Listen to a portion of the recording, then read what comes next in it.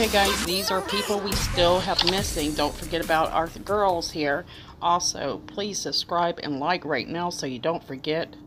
And a few people asked me to mention this. I do have a Patreon page. I haven't got it finished yet, but you can, I think you can subscribe if you want to support this channel. So check that out, guys. Let me know if you have any trouble, because really I don't have any special material or anything to put on it. I wouldn't have time to do that.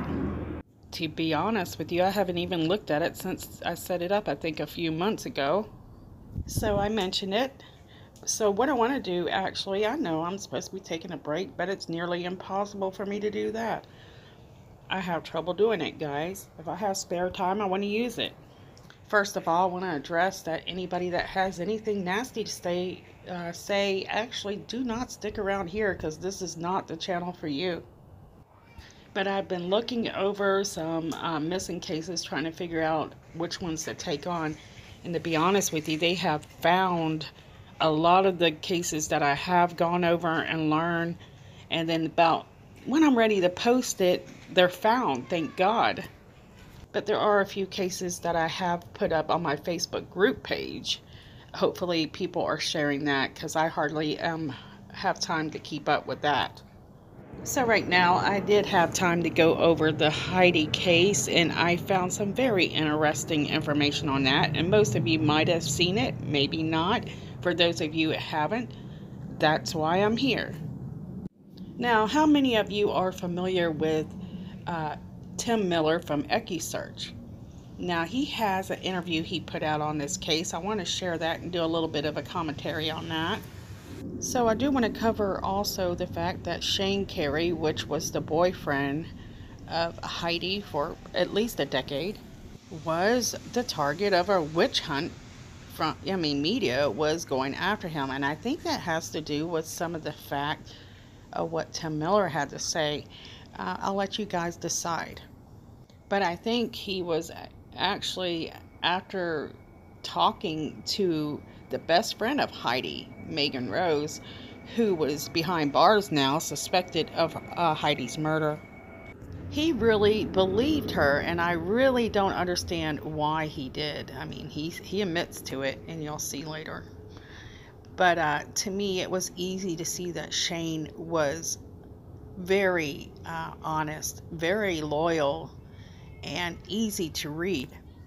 The guy was scared to death of the cameras, yet he knew what he was gonna have to face, and he faced those cameras anyways.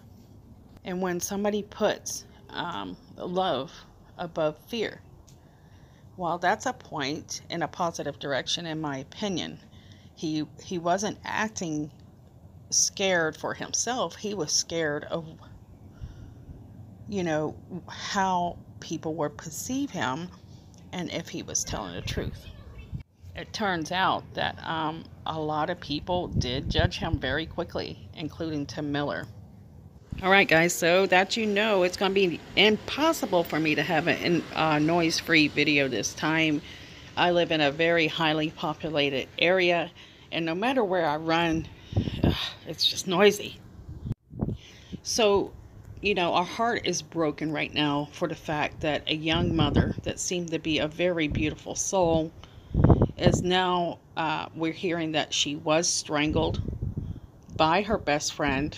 We heard there were 2 people arrested, but right now only one of those people are being charged.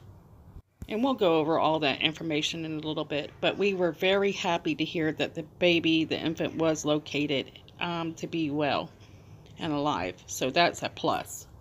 So what I want to do is go ahead and pull up our first clip of the Tim Miller interview. So Tim Miller is giving us a glimpse into his job and what he does and who he talks to, and how his job works. If you don't know Tim Miller's background, please look it up and check it out, because it's quite interesting. Here we go. First, and then I talked to the detectives up in Austin, and we talked several times with detectives. And they said, we just don't have anything yet on the investigation. It's narrowing this thing down to an area that we think we need to search. And he asked me, he said, have you found any areas? And I said, well, I did, but I don't know if they make any sense. I said, I rode around with Shane for a long time. I spent a good part of the day with him. And, we hate to go up there and spend a lot of money and burn up a bunch of resources with just shooting an arrow in the sky wherever it comes down. That's where you start. So we stayed in close touch. I talked to Shane. So Tim Miller is the founder of EquiSearch, and now that search, I guess, I don't know what you would call it, but this search team is actually expanded to be in quite a few states all over this nation. In fact, Tim Miller's team actually paid for the plane flight for Malia Davis, if you remember that case. This group has grown to be pretty strong and resourceful for missing person cases. He was also involved with the Anaya Blanchard case, so he helped search for Anaya. He pretty much has probably been involved in every case you've ever heard. Anyway, Tim's going to start talking about Shane Carey, which is the boyfriend of Heidi. Talk to Shane almost every day. Shane was frustrated at best, and he took a lot of heat. He took a lot of heat. And Shane would call me and say, man, they brought me in, they polygraphed me, they kept me 7.5 hours and stuff, and he got upset with him. He called him some names that we can't say, and he said, if I had anything to do with it, squeeze it out of me. How come he can't squeeze it out of me? And, and Shane was questionable in my mind.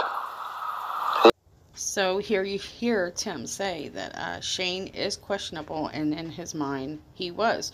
And he has to reflect back on a time that he went through this crisis where he lost his daughter and remember what it was like. He was, and his stories weren't just quite as consistent as I thought. But I got to remember, I went through that my own self. And in the very beginning, there's a lot of different things going through your head. So I understand it now. Now I understand it. But then, another friend gave me some friends of Heidi's and says, why don't you call him? And so my first call was to Megan. And she answered the phone, and I told her who I was, and she said, yeah, I've seen you on TV so many times, and just thank you for helping find my friend. And I said, well, Megan, what's your heart telling you on this? And she said, Shane did it. She says, I was there 10 years ago when they met. I told Heidi, stay away from this guy. He's trouble. The relationship's on and off. There's been a lot of abuse going on. Shane keeps saying, well, that baby's not even mine and stuff. She called me back in May and said that her and Shane had a terrible fight. So I was kind of curious that she knew who Tim Miller was. So obviously, she's into the crime, the true crime probably, just like the Sarah Jones and a lot of them are. But what would have probably put a red flag up for me was the fact that she was pushing that Shane was the one that did it so much, so hard. And for me, that would not make sense, especially since she's been in their lives for so long. So my next step would be to talk to somebody else in that group and see what Megan had said in the past. Now remember, Heidi's purse and car seat is still at the apartment. So it's almost as if, she's trying to make an attempt to plant the blame on Shane. I'm wondering if the best friend helped her drop off the boy. The wheels are turning, but those wheels are turning rickety. I mean, it's ugly. I'm wondering if this is her well thought out plan. My goodness. I almost feel sorry for her. But listen to what Tim says, how he takes it. Because I think at first he believed her. Let's see what he says. And she just went on and on and on. And to the point that literally probably 45 minutes later, I said, Megan, listen, I got to go. I'm getting a call on the other line. And said, Mr. Miller, thank you for what you're doing. She says, I'm going to keep talking to people and everything. If I come up with anything, is it okay if I call you? And I said, Megan, please do. Please call me. And, looking back at that conversation on Sunday to now, there was not one single indication that I would ever believe she had anything to do with it. So, and here she... I have to disagree. The moment I found out that she was so involved with the baby, and there was a baby missing, but the son wasn't missing, I would have kind of started looking toward the best friend because of all these baby abductions, and there's a lot of them happening. But I think people have trouble understanding that this is real. But I guess it is difficult. But for some reason, this case, I immediately understood that Shane was not the guy that they needed to go after, and I don't know why. How did you guys feel? Comment below. So right now, we're watching to see what Tim says next. You know, how he felt after talking to the best friend of Heidi. He's at the hospital with Heidi when she has the baby. Here she is after Heidi gets out at the house helping and everything. Here's supposedly the best friend. So... Best friend. Not just a friend, best friend. One of the best friends. Yeah, she had like 3 really, really close friends. And Megan was right there. When the baby was born. When the baby was born. We heard she went to baby appointments with her. Oh, yes. She did everything. Best friend. Have you seen these baby registries in her name? Some people told me about some things out there, and of course there's rumors going around that Megan's boyfriend was wanting to break up with her, so she told him that she was pregnant, and but anybody can speculate, and I think everybody did a lot of speculation during that period of time, and Megan never came in the mix. So did you ask her, was she forthcoming about maybe the last time she saw? Well, I asked her, I said, now have you talked to detectives? And Megan said, yeah, they called me because it looks like maybe I was the last one to talk to her, and we talked that morning probably around 8:30 because she was having problems breastfeeding. And I said, but you didn't tell them about all this other stuff you're telling me? And she said, no, they didn't ask me about anything. They just asked me what our last conversation was like. And I said, Megan, don't you think maybe you need to call them? I said, Now, this was very interesting that Megan was actually wanting to talk to Tim about the baby having trouble latching, I guess, to the mother, breastfeeding, whatever she was speaking about on that. And this kind of makes me wonder, why is this issue for her with this? Why she wanted to talk about this? But also, it also throws a red flag. I wonder, since she was around that baby so much, was she trying to breastfeed the baby herself? Why was this baby having trouble with breastfeeding? Was the mother not able to supply, the nourishment? What's going on? So I will be interested to know in the future what's going on with that. So really what I'm doing is making a notation that I do want to compare this in the future. So also, she's just she likes talking about the baby. And the fact that she knows so much about this baby is very interesting to me. Okay, guys, so here's a different clip. You're going to hear him kind of go over what we already heard a little bit, but you're also going to hear a few new things. So here it goes. And she said, well, Mr. Miller, thanks for everything that you do. And she said, if I come up with anything else, can I call you? And I said, yeah, please do. And I can't believe how sincere she sounded. So then, and we got the news yesterday and then went up there last night. It was just kind of scratching my head trying to figure out how in the world could this person sound so convincing and now being held on kidnapping and abuse of corpse charges. I don't know, it's still kind of like in shock. Well, I mean, Megan was actually, there was Heidi when Heidi had the baby. I mean, that's how close of friends they were. Did she say, like, anything about their friendship or how long they known each other? They've been friends forever. I mean, they've been friends forever. They were friends when Shane and Heidi got together 10 years ago. So, yeah, and like I said, she kept me on the phone 45 minutes, and I thought that she truly was really being helpful. So Tim admits that he was blinded by her charm and her information. Tim Miller absolutely believed everything she had to say, while in the back of his mind, he's having doubts about Shane Carey, which is the husband, or, well, the boyfriend, of Heidi Broussard.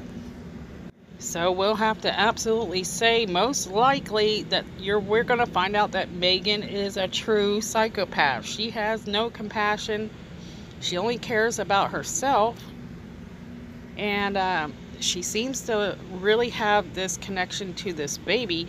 But is it for the baby's sake? Absolutely not. It's for her own sake. The baby makes her happy. The baby won't be happy, but she will be happy. So that's definitely a trait of a psychopath. The baby is without the mother, the father, everybody that is important in that baby's life. And Megan has no concern whatsoever for the welfare of that child. Do you think Tim Miller really should have been blinded? Well, it seems he wasn't alone, because the media also was blinded. So we can pretty much say whoever called in, there was somebody that called in to investigators, thank God for that said that they heard a baby in the background. And I guess what they told him was, she shouldn't have had a baby in the background. And so this is concerning. There's a baby missing. She shouldn't have a baby. Heidi's her best friend. And it just keeps adding up. We also heard that there was a few other things that played a role in finding the true person that was involved in the disappearance of Heidi and her infant. And if you haven't checked out my other video I uploaded on Heidi, please do, because there's probably some stuff in there I won't cover here. Again, I want to make sure I do mention it. There was 2 people who were people of interest that were taking in, and this does not include Shane Carey. It's actually 2 women is what we're hearing. I cannot absolutely confirm there's a second woman, but we are hearing there is. What we're also hearing is there's no charges for that second person as of now. But Megan was arrested and is behind bars. But what we're learning is maybe this second person is talking and working with the investigators. I'm just glad the investigators were able to find the truth with all this speculation and manipulation going on. If you're just tuning into this story, we are talking about Heidi Broussard. I hope I say that correctly. On December 12th of 2019, Heidi was seen dropping her son off at Cohen Elementary School, and that's in Austin, Texas, and that's about a 7:50 that she dropped her son off. According to friends and family, the reason she dropped the boy off is she was dropping him off at a book fair. And it was later, according to Heidi's boyfriend, he reported to authorities that he received a call from their son's daycare around 6 p.m. that day. Apparently no one had picked the boy up yet. And it's at that point that Shane said that he called 911. So Carey continued to explain that he didn't call police beforehand because he thought Heidi had gone to her friend's home, which was in that same apartment, complex. According to Mr. Carey, he said everything was like she was home. He goes on to say, quote, "I mean, that's why I thought she was at her friend's house. Her car seat was upstairs. Her purse was upstairs. Her ID, wallet. There are no signs of her taking the baby. She would never leave her car door unlocked. her car door was unlocked. So that was a weird sign, end quote. So before I close out, I do want to share something else. And guys, I have to put this together quickly. So Tammy, this is something that is the family shared with the public. So the family is overwhelmed with grief. We're getting through as a family. We're blessed with having many of Heidi's friends to help in Austin and Lake Charles community. Have been wonderful with their support and kindness, and we're very grateful to them. Tammy Broussard said that with Christmas coming up, their focus is spending time with Heidi Broussard's 6-year-old son, who has now lost his mother. She is very loved, and we want to do this as a family with his father, Shane, and grandfather. Thank you, and all others who love Heidi, she said. Absolutely sad to read that, especially around the holidays. Another holiday ruined. It seems that a lot of these happen on the holidays, doesn't it? So quickly before I close out, a little bit more information on Megan. I really find this hard to believe, but they're saying that she was a former wedding planner with glowing reviews, and they do have some video of her where she appeared in court for charges related to 6 traffic tickets from April of 2018, including expired registration and no driver's license on demand. And that is as well as driving while the license was invalid, failure to report change of address or name, and an expired driver's license, and no car insurance. So here you go. I'm going to run that for you.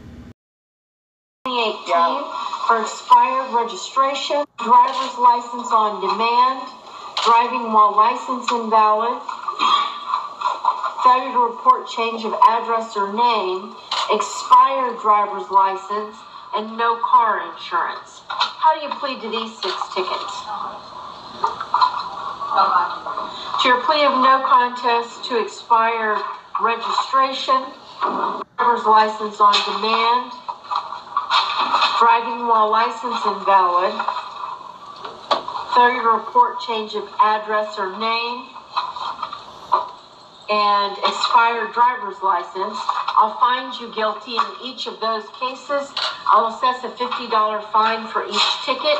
To your plea of no contest to no car insurance, I'll find you guilty. I'll assess a $175 fine. You have credit for time served for all 6 of those tickets. Thank you. So it seems that this woman does have a lot of problems. I don't understand how she could be a successful wedding planner when she's a complete disaster, it seems. Guys, there's a ton more information out there, but I'm going to go ahead and close this video out. At least we have it documented, and this way I'm able to know a little bit more of what's going on in this case as I investigate further. I was really having trouble covering this case within a few hours of learning about it, because I knew nothing about it working on all these other cases that I work on. I feel so sorry for this family, and I am wishing them the best. I will continue to work on this case throughout the holidays, and then I have a few new cases. I have the twins. I haven't forgotten about those twins, honey. I'm still working on that. I'm waiting for you to reply by email as well. And there's somebody else that wanted me to look over a case. Please, guys, send it to my email. And if you don't hear from me, please remind me. I'm very, very forgetful, because I try to do so much. I do a lot, guys. Wishing your family, guys, a beautiful and blessed, and most of all, healthy holiday. Thanks for watching, guys. Thanks for caring most of all. Love you all, and I'll see you guys soon.